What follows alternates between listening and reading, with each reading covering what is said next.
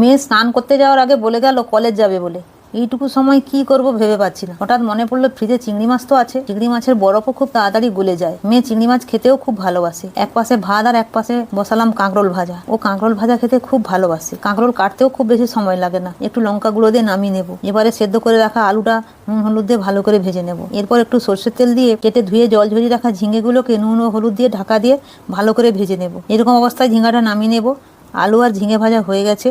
কড়াইতে আবার একটু সরষের তেল দিয়ে নুন হলুদ মাখানো চিংড়ি মাছগুলোকে তুলে দিলাম।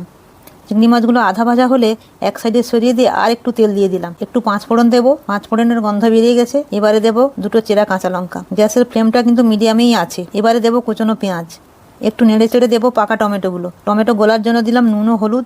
এবারে ভালো করে নেড়ে চেড়ে দিলাম বেটে নেওয়া জিরা, ধনে ও শুকনো লঙ্কার পেস্ট। একটু নাড়াতে হবে। তারপরে দিলাম ভেজে রাখা আলু ও ঝিঙা। মশলা, সবজি, মাছ সব একসাথে নেড়ে চেড়ে এবারে দিলাম জল। জল কম দিলাম, কেন তরকারিটা মাখামাখি হবে। মেয়ে খেতে চলে এসেছে, আমার রান্নাও কমপ্লিট। আমার 10 মিনিটের রান্না আপনাদের কেমন লাগলো অবশ্যই জানাবেন। সবাই ভালো থাকবেন, সুস্থ থাকবেন এবং অবশ্যই পজিটিভ থাকবেন। দেখা হচ্ছে পরের কোনো ভিডিওতে।